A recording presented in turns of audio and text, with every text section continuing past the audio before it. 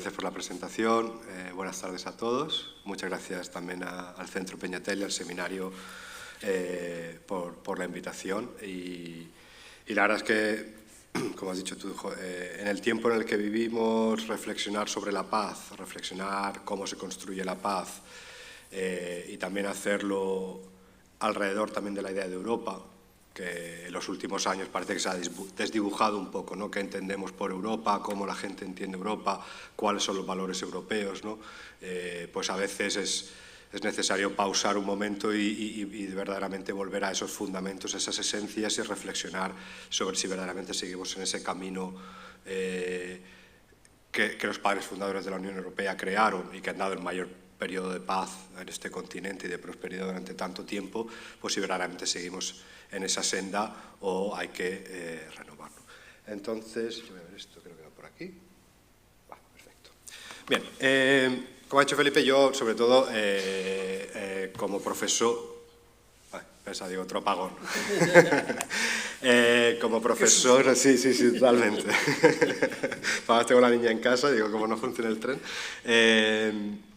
Como profesor a mí siempre me gusta un poco, casi más que plantear soluciones, plantear preguntas, ¿no? y luego que sean los estudiantes, o en este caso la audiencia, un poco la que me ayude también a mí a reflexionar, ¿no? sobre las ideas. Entonces, bueno, pues hablando con María José y un poco la idea de qué podíamos hablar en este ámbito, pues el título era Educando para la Paz en la nueva Europa del siglo XXI, ¿no? Creo que la parte de Educando para la Paz, pues bueno, es algo que todos conocemos y seguramente hay mucha gente aquí que tiene más experiencia que yo en ese ámbito, pero entonces por eso quiero hacer un poco de énfasis en la segunda parte del título, que es esta idea de la Europa del siglo XXI, ¿no? Porque yo creo que en estos momentos en Europa estamos en un momento de crisis de identidad y esa crisis de identidad en gran medida viene a veces por una nostalgia de una Europa que ya no existe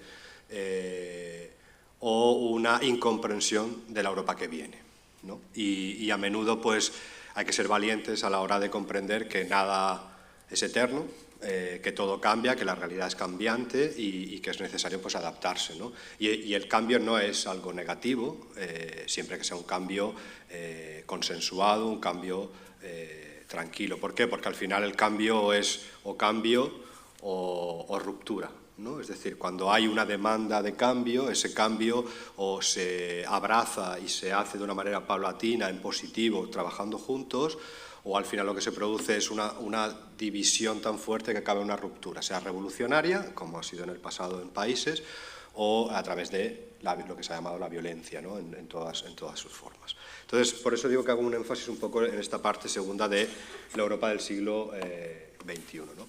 Porque ¿dónde está?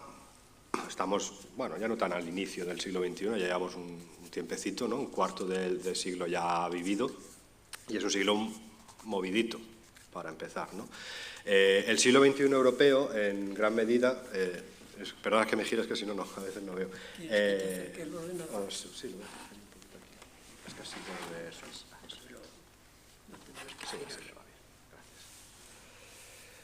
Pues el primero, algunos factores, ¿no? Que son hechos, digamos, objetivos, ¿no? El primero de ellos, pues por desgracia, ¿no? Tenemos el retorno de la guerra a Europa, ¿no?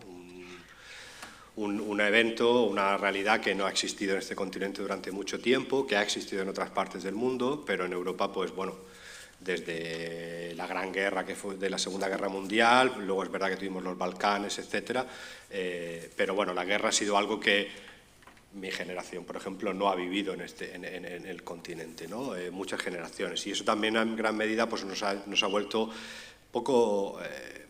asumimos que hay ciertas comodidades que no se pierden, ¿no? Que no hay que cultivar un cierto esfuerzo de mantener la paz, que la paz es algo que se da hecha, ¿no? Pero ya sabemos, cuando vemos por ejemplo a Johan Galtung, cuando nos habla de la paz positiva y la paz negativa. La paz no es solo la ausencia de violencia física, la paz es la justicia, es la libertad, es la igualdad, y eso se construye en el día a día, ¿no? Entonces, la paz en Europa se ha asumido que una paz negativa en Europa, es decir, una ausencia de violencia, era suficiente para el proyecto europeo. Y lo que se ve es que la paz positiva, de la que hablaba Galtung, se construye, y es algo que está en permanente construcción, ¿no? Entonces, bueno, tenemos el retorno de la guerra a Europa, por un lado. Eso nos crea pues una angustia, ¿no? en todos los sentidos. Quizá en España pues, nos pilla un poco más lejos, pero si estás en Estonia, si estás en Lituania, si estás en Polonia, pues la guerra te pilla mucho más cerca. Segundo elemento que tenemos es el multiculturalismo de nuestras sociedades. Y cuando digo sociedades europeas más multiculturales no me refiero solo a una sociedad europea más multicultural por la migración, que obviamente la migración es un factor en ello, sino que las sociedades europeas son más multiculturales porque esas personas que migraron, no están migrando ahora, sino personas que ya son segunda, tercera generación, son europeos, igual que nosotros, pero quizá pues, étnicamente no lo son.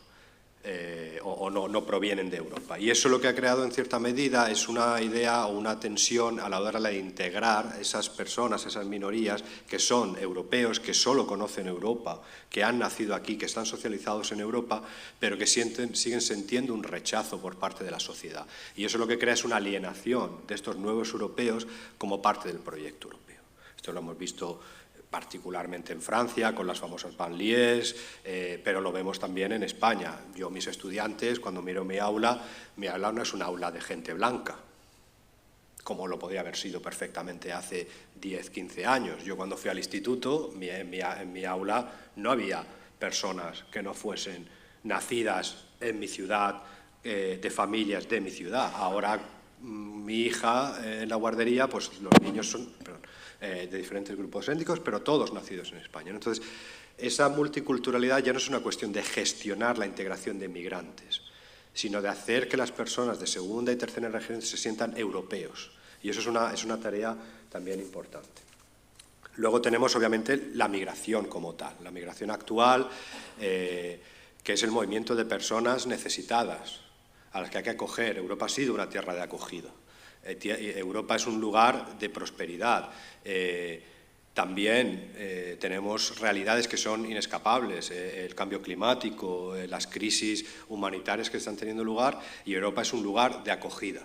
Es como las personas migrantes lo ven, y nosotros tenemos un deber de acoger en ese sentido. Claro, esto crea, no hay que negar que se pueden crear tensiones sociales, pero esa tensión social no debe ser la causa que nos lleve al rechazo a la migración, sino a comprender cómo se puede hacer esa integración de los migrantes de una manera más adecuada.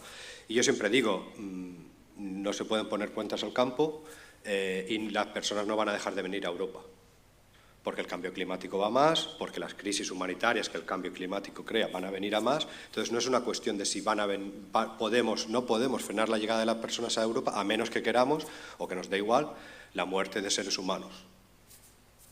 Así de claro. Claro, cuando tú aceptas como algo normal la muerte de seres humanos en el mar, y esto es una característica de la violencia, es decir, la violencia es un proceso de doble dirección. Tú deshumanizas a la persona que muere en el mar, la ves como un número, pero también te deshumanizas a ti mismo, porque estás diciendo que esa persona no cuenta tanto como otra persona que está al lado tuyo. Claro, cuando esto ocurre y deshumanizamos a la sociedad europea, entonces deshumanizamos como esa idea de Europa, de esa idea de acogida, ¿no? Entonces eso es un elemento también importante. Y por último tenemos el tema de el impacto de la tecnología, ¿no? En la socialización, cómo nuestros jóvenes socializan estos días, y también en la educación. Nunca hemos tenido tanto acceso a tanta información de una manera tan asequible y tan sencilla, pero llega un momento en el que hay tanta información que se crea la malinformación, la desinformación y la oportunidad de no saber dónde elegir, ¿no? A mí me recuerda esto mucho, mi madre siempre me dice, ¿no? Dice, yo como no tengo ni Netflix ni cosas de estas, yo pongo la 1 y la película que hay es la que me veo. Y dice, vosotros tiráis una hora para elegir qué película vais a ver y al final no veis ninguna porque habéis pasado una hora mirando la película y al final no habéis elegido ninguna, ¿no? Pues es un poco la idea, ¿no? Es decir, hay tanta opciones que no sabemos elegir, ¿no? O elegimos mal, por ponerlo de esa forma, ¿no? Hay una vulnerabilidad en ese tipo de información. Bueno, pues todo esto, digamos, no son, o por lo menos yo considero, estoy abierto obviamente al diálogo, como hemos dicho antes, considero que estos son elementos relativamente objetivos, es decir, son hechos que están ocurriendo. No hay, obviamente, juicios de valor que se puede hacer acerca de qué se hace con eso, pero estos son realidades, que es la Europa del siglo XXI, en ese sentido me refiero, ¿no? Estos hechos objetivos que están teniendo lugar sí dan lugar a reacciones, y aquí es donde la subjetividad entra en lugar, ¿no? Donde sí tenemos opción como ciudadanos, como líderes políticos, intelectuales, etcétera, de pensar cómo queremos que sea nuestra reacción como sociedad europea a estos cambios objetivos, ¿no? Y aquí el problema, desde mi punto de vista, es que en Europa del siglo XXI el problema que tenemos es que la intolerancia o las respuestas intolerantes a estos cambios son las que se están imponiendo frente a las apuestas por la paz, el diálogo y la tolerancia. Tenemos el auge de esa intolerancia y sus derivadas, la polarización, la violencia entendida no solo física, sino la violencia verbal, la violencia psicológica, el bullying, etcétera, que son efectos de esa polarización que se crea cuando ya no puedes tener una discusión sobre temas políticos entre personas que piensan diferente, no ya en el bar, sino en el propio Congreso de los Diputados, que lo vemos todos los días, ¿no? En cualquier asamblea regional. Y esto nuestros hijos están viendo, es decir, nuestros estudiantes ven que si los líderes y las personas adultas a las que ellos admiran no son capaces de tener este tipo de discusiones, pues eso ellos también lo beben, ¿no? Luego tenemos, como he dicho, el impacto de la tecnología. Nunca hemos tenido tanto acceso a tanta información, pero en ese acceso a la información se ha creado el elemento de la desinformación, ¿no? Las noticias falsas, los trolls que buscan azuzar el odio contra el diferente, es decir, tomar estos hechos objetivos y crear un canal de desinformación que busca esa polarización, ¿no? Y el tercer elemento que tenemos un poco es la pérdida de lugares de encuentro como este, es decir, iniciativas. La sociedad civil se ha debilitado mucho. Los lazos entre las comunidades de vecinos, entre las asociaciones culturales, asociaciones cívicas, ese tejido social donde muchas veces se encontraban los diferentes, que eran espacios de igualdad, donde las diferentes clases sociales eran capaces de verse y juntarse y acogerse los unos a los otros, han desaparecido. Y han desaparecido por ese proceso de individuación, de instantaneidad extrema, ¿no? Bueno, yo puedo comprarme los zapatos, ir a la zapatería, pero en Amazon me lo traen en un día y si quiero los devuelvo luego y no me tengo que mover. Entonces ya no voy a la zapatería, ¿no? O voy al centro comercial porque en el centro comercial lo tengo todo, en vez de tener que pasearme por 5 o 6 calles del centro de Zaragoza para ver si el zapato está o no está, o la camiseta, lo que fuere. Y eso, claro, lo que hace es que nuestros barrios se despueblan de esas redes, ¿no? Íbamos hablando, creo, con Teresa esta mañana del apagón, ¿no? No sé si aquí en Zaragoza pasó igual, pero mirábamos por la ventana y de repente veías a familias sentadas en el balcón hablando porque no había otra cosa que hacer, ¿no? O vecinos que se habían juntado con una radio a pilas y estaban todos juntos, ¿no? No es tan difícil. Es decir, y la gente como lo vio algo muy bonito, ¿no? Como en ese momento, pero fue una chispa, un momento, ¿no? Luego, en cuanto se encendió el teléfono, todo el mundo volvió al WhatsApp a ello, ¿no? Entonces, estos tres elementos que estoy mencionando, en gran medida son la respuesta que estamos dando a una realidad objetiva, ¿no? En Europa. Entonces, el tercer punto al que quiero llegar es decir, tenemos una realidad objetiva, ¿cómo respondemos a ella? Es esta forma negativa. Y el tercer elemento es, ¿cuál es la causa de que respondamos de esta manera, ¿no? Y aquí es donde entra la cuestión de la educación. La educación entendida con E mayúscula. Es decir, no educación, sino la educación, ¿no? La educación entendida como esa educación humanística en valores, unos valores éticos compartidos, que lo que nos permiten no es solo el conocimiento técnico, sino la formación de personas. Es decir, la formación de unos valores que son equipamiento necesario a la hora de abordar las incertidumbres de la vida, ¿no? Es decir, cómo una persona aborda un problema a menudo no va relacionado a si eres ingeniero o no eres ingeniero, si hablas inglés o no hablas inglés. Está relacionado con una forma de abordar las situaciones de crisis existencial y qué tipo de persona eres, ¿no? Y ahí es donde yo creo que la educación o la evolución del concepto de educación ha fallado en las últimas décadas. Siempre es difícil poner una fecha, a los historiadores les encanta poner una fecha exacta, yo no la voy a poner, algunos en la universidad dirían el proceso de Bolonia, seguramente, pero bueno. Yo hablo de la evolución del concepto, hago historia de las ideas, entonces a mí la evolución de conceptos siempre es una cosa que me llama, ¿no? Cuando nosotros hablamos de educación, ¿no? Pues la Academia de Platón, pues ¿qué se hacía en la Academia de Platón, ¿no? ¿Qué se aprendía, se formaba, ¿no? Si miramos a la Europa del siglo XXI, verdaderamente lo que vemos, sobre todo, es el proceso de Bolonia, fue una parte, la Universidad Europea, pero también la crisis de 2008, fue este auge de la llamada tecnocracia, ¿no? Que lo técnico es mejor, que la mejor forma de gobierno es un gobierno en el que no hay ideología, sino hay un conocimiento neutro técnico que es el necesario, es decir, que se puede ser neutro en la vida. No se puede ser neutro en la vida, todos tenemos valores. Entonces, el valor, esos valores que tú tienes van a informar cómo tú percibes la realidad y si eres un político, un legislador, esos valores te van a influir, ¿no? Pero bueno, esa idea de la tecnocracia, ¿no? Los hombres de negro que venían de la del Banco Central Europeo y demás, a España, a Grecia y demás, y nos iban a decir, y todo este tipo de cosas, ¿no? Eso ha entrado mucho dentro de la educación, ¿no? En la educación primaria y secundaria, pero también en la universidad, ¿no? Que es esta instrumentalización del conocimiento. Que el conocimiento existe para avanzar tu vida profesional. Que cualquier conocimiento, que como hay tanta competencia en el mercado laboral para la gente joven, y yo verdaderamente siento muchas veces angustia por los propios estudiantes de todo lo que tienen que hacer estos días para mínimamente ser competitivos en el mercado laboral.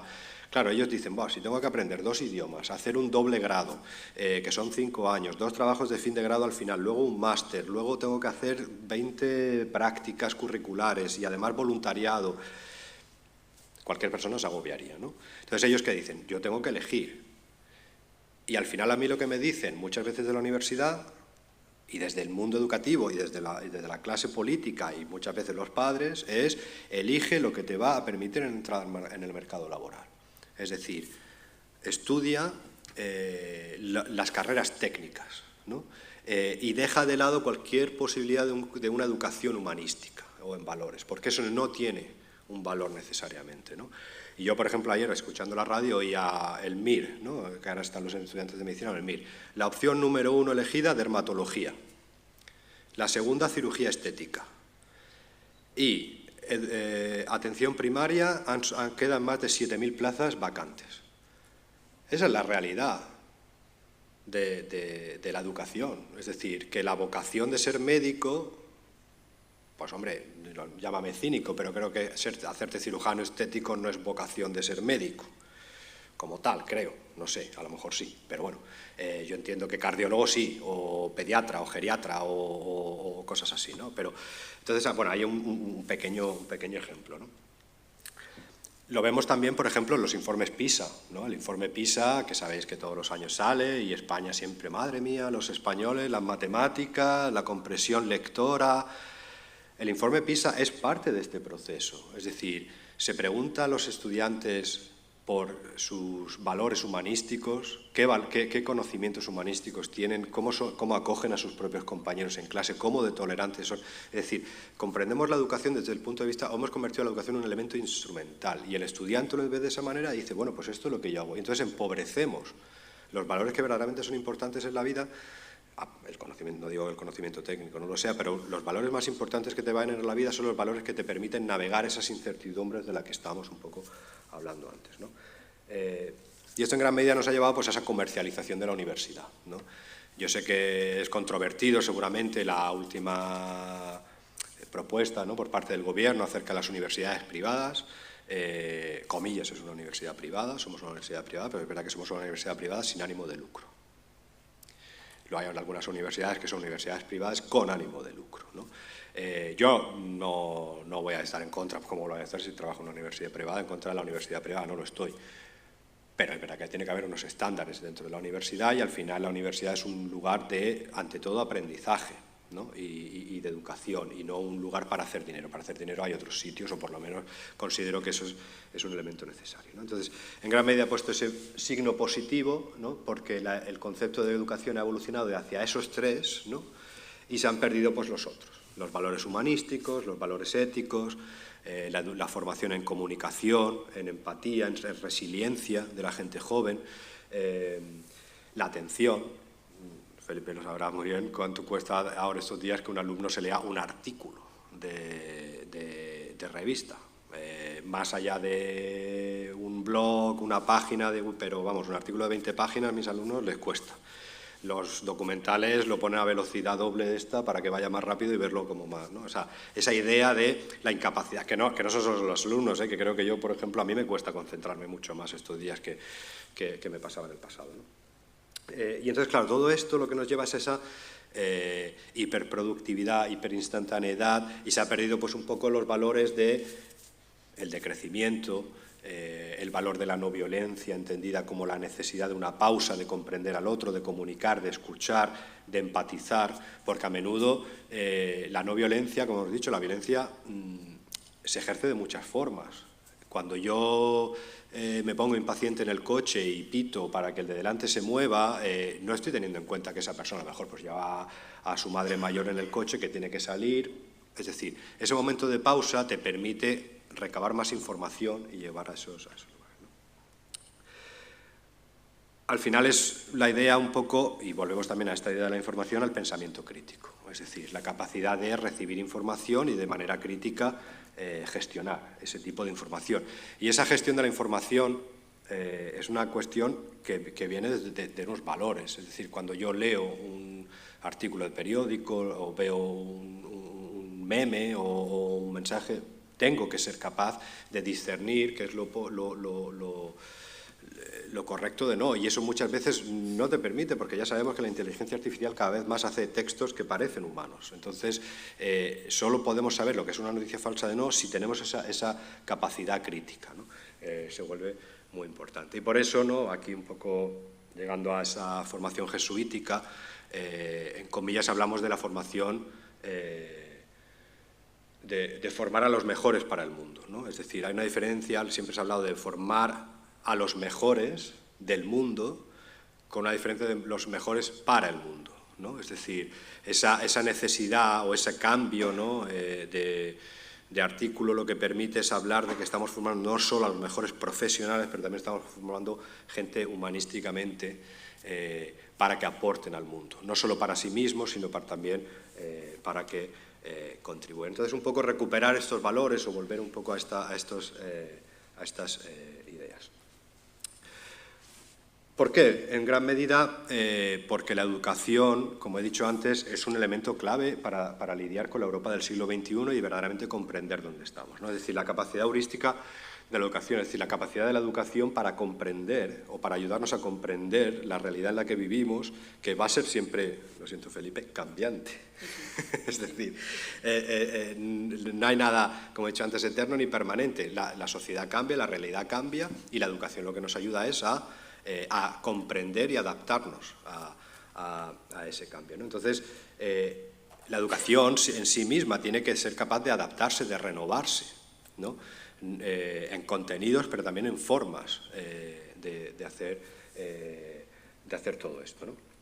Entonces yo aquí pues proponía una idea de una tipología crítica de la educación, ¿no? Por un lado la ontología, que es el objeto del conocimiento, ¿no?, en cierta medida es el individuo, el estudiante al que tú das clase, dónde está o dónde se ubica ese estudiante en la sociedad, ¿no?, y además de esa sociedad, una sociedad, en el caso europeo, democrática, ¿no? Entonces, crear esa unión desde el punto de vista educativo, de que el profesor no solo forma en conocimiento técnico, sino que también sabe que tiene que ubicar a su estudiante y saber dónde están sus estudiantes, cuáles son las inquietudes de sus estudiantes, qué preocupa a ese estudiante, y ayudarle a explicar a ese estudiante unos valores que le permitan navegar, orientarse en esas nuevas sociedades donde ellos están y que naturalmente tienen miedos como podemos tener cualquiera, ¿no? Luego está el elemento de la epistemología, ¿no? O sea, cómo se produce el conocimiento y quién produce el conocimiento, ¿no? Aquí volvemos a este elemento de del pensamiento crítico. Yo soy capaz de discernir cuando recibo información, que esa información es verídica, no es verídica, a qué valores está unida. Yo puedo leer diferentes opiniones, pero siempre tengo, lo hago desde digamos, una base ética personal, ¿no? En gran medida, el conocimiento se crea desde un interés siempre, eso es natural, ¿no? Pero bueno, y eso no lo invalida, pero lo que sí es necesario es ser consciente de ese interés que lo lleva detrás para comprenderlo. Y por último tenemos la parte de la metodología, es decir, cuál es la función del educador. ¿Se trata solo de explicar objetivamente la realidad o se trata de proponer una realidad? Y esto a menudo es una cosa que es controvertida incluso entre los propios educadores, ¿no? No, el educador, tú lo que tienes que hacer es dar información objetiva. Bueno, sí, pero yo también eso en una asignatura de química, pues puedo. Pero si yo estoy hablando de relaciones internacionales, de ciencia política, de humanidades, de ciencias sociales, al final uno se proyectan unos ciertos valores, ¿no? Y volvemos a lo mismo, no es negativo que un profesor proyecte unos ciertos valores, porque lo que se trata es que el alumno esté equipado para comprender que su profesor está presentando ciertos valores y para él mismo evaluar o ella misma evaluar esos valores, ¿no? Entonces siempre ha habido este miedo, ¿no?, que vemos en Estados Unidos ahora, pero bueno, la gran debate que hubo en España en su momento sobre educación para la ciudadanía, por ejemplo, ¿no?, como asignatura, era esta idea de, no, la educación no puede indoctrinar, ¿no? Bueno, una cosa es indoctrinar y otra cosa es formar en valores humanísticos y éticos. Claro, cuando nosotros decimos o se equipara los valores éticos y humanísticos a la indoctrinación, entonces el problema que tú tienes es que ya no puedes, como se dice coloquialmente, mojarte en clase, ¿no? Entonces, yo tengo que tener equidistancia con una posición xenófoba y una posición no xenófoba porque el profesor tiene que ser objetivo en clase. Mi intuición me dice que no. Pero hay otros compañeros que nos van a decir, no, el profesor tiene que ser neutro y dejar que el alumno, bueno, el alumno también mira al profesor como un referente, ¿no? Entonces es importante que la equidistancia objetiva, digamos, académica, no llega a esos términos. Entonces, estas ideas de ontología, epistemología y metodología son en cierta medida una reflexión acerca de cómo esa necesidad que tiene la educación de repensarse, adaptarse a esta Europa del siglo XXI, qué tipo de preguntas hacernos para ver cómo queremos reconducir, o a mi juicio, cómo debería reconducirse la educación, ¿no? Y aquí, bueno, pues volvemos a algunas cuestiones importantes, ¿no?, de esos tres elementos en los que he hablado. La idea de Europa nace naturalmente, o se bebe de la Ilustración, ¿no?, de las ideas de la Ilustración, de esos valores que se han conocido universales sobre la Ilustración. Claro, la Ilustración, yo no seré nadie que critique los valores de la Ilustración, al contrario, son los pilares de la Europa democrática, pero es verdad que la Ilustración también tiene dentro de sí un elemento, y es el elemento del universalismo, ¿no? Y ese universalismo lo que a menudo hace es crear esta idea. Adorno y Horkheimer, en su libro de La dialéctica de la Ilustración, hablan de esta idea de que en la Ilustración, cuando se tiene miedo a lo que se desconoce, o cuando hay algo que no conocemos, la tendencia es a clasificarlo, es decir, lo desconocido no podemos dejarlo como un desconocido, tenemos que definirlo, y lo definimos como el otro, ¿no? No buscamos comprenderlo, lo que hacemos es imponer nuestras propias categorías a esta nueva realidad que no sabemos todavía lo que es, ¿no? ¿Y esto qué es lo que hace? Pues al final es un poco crear este modelo hegemónico en el que somos a menudo incapaces de dialogar en igualdad con otras culturas, dialogar con igualdad con otras formas de conocimiento, dialogar en igualdad con otras realidades que se salen de nuestro marco cognitivo, de lo que nosotros consideramos lógico y natural. Esto en el pasado dio lugar al colonialismo. Es decir, el colonialismo fue la reacción exactamente a esto, a la necesidad de civilizar al salvaje, porque el salvaje era el otro que no encajaba en nuestro marco. En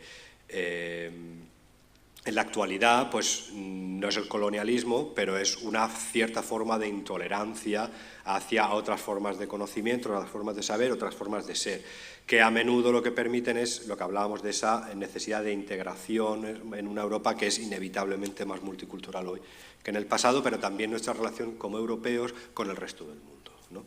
Eso también se vuelve importante porque el auge, esto es un tema muy diferente, pero el auge de China, el auge de India, el auge de otras nuevas potencias no occidentales, pues nos necesitamos comprender estos lugares diferentes.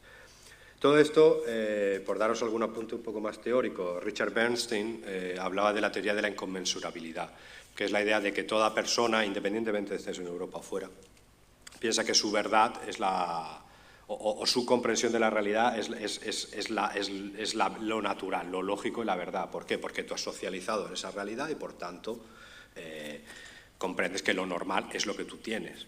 Y eso lo que nos hace es que a la hora de dialogar sea difícil, a menos que haya un compromiso ético de diálogo. Es decir, mi tendencia natural, si yo me pongo a hablar, siendo yéndonos muy al extremo, con un norcoreano, vamos a decir, por ejemplo, si él me dice que el régimen norcoreano es lo mejor del mundo, pues yo mi esa natural es decir, no, si no pienso que está loco, casi, ¿no? ¿Qué ocurre con él? Y él seguramente pensaría un poco lo mismo, ¿no? ¿Qué pasa con esto? Que naturalmente lo que creas es una incapacidad de comunicación intercultural, ¿no? Bernstein lo que habla es que para superar esa tendencia humana a pensar que lo nuestro es lo lógico, es un compromiso ético con la comunicación intercultural. Es decir, el esfuerzo consciente por dialogar de manera abierta y en igualdad con la otra persona. Eso no quiere decir que aceptes o te convenzan, pero sí el que seas capaz de escuchar activamente a esa persona. Y yo por eso hablo un poco de este concepto que me gusta más que el multiculturalismo, que es el pluriculturalismo, ¿no?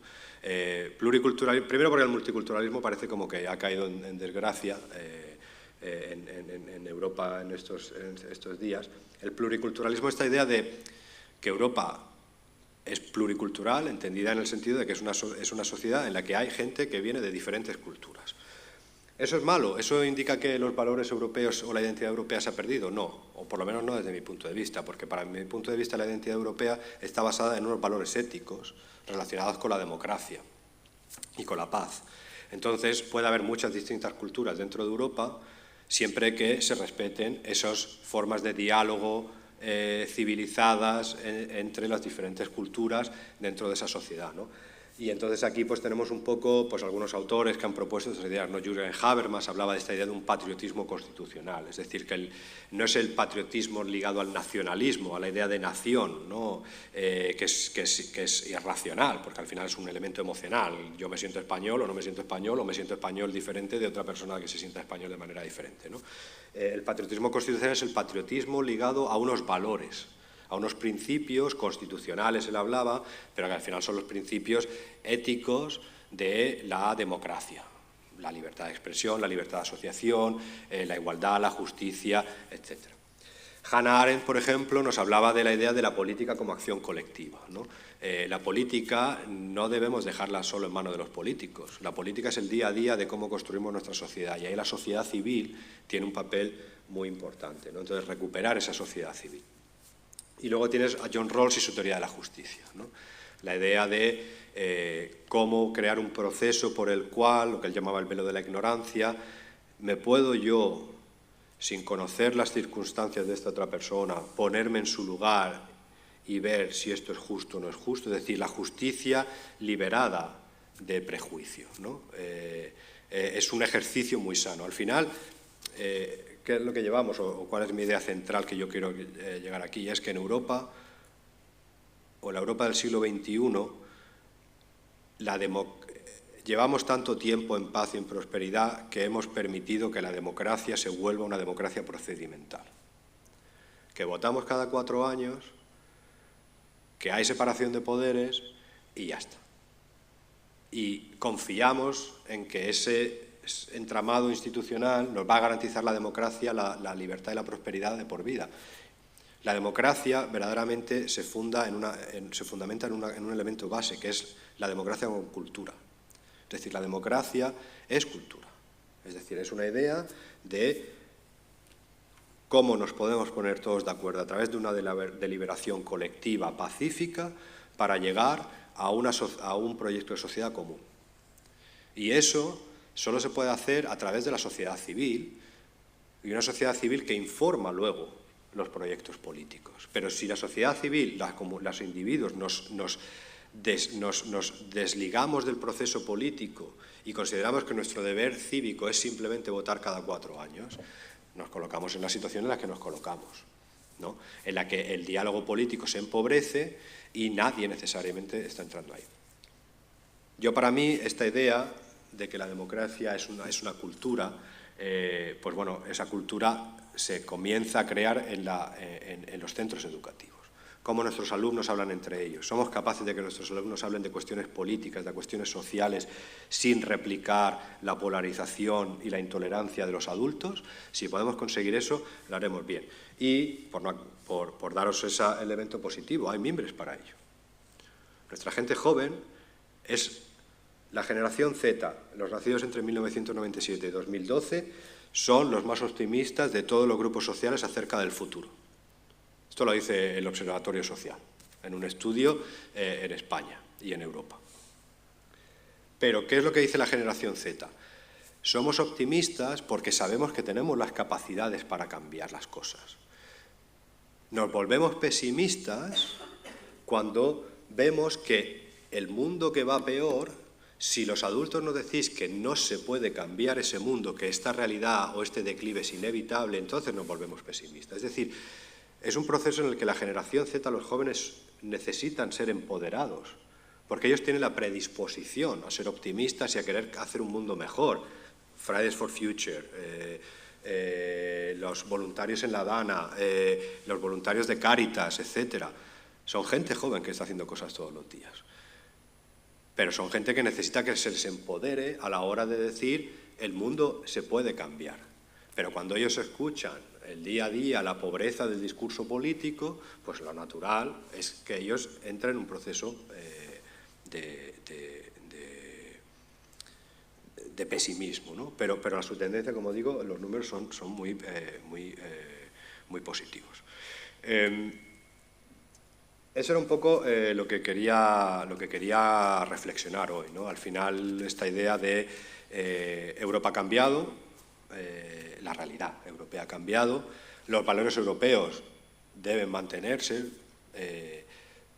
no se han perdido, no cambian, pero sí se han desdibujado, ¿no? Y creo que es una reflexión necesaria el cómo recuperamos o cómo reinvigorizamos esos valores europeos, y no solo lo hacemos a nivel político, adulto, sino la sociedad civil y los jóvenes, ¿no?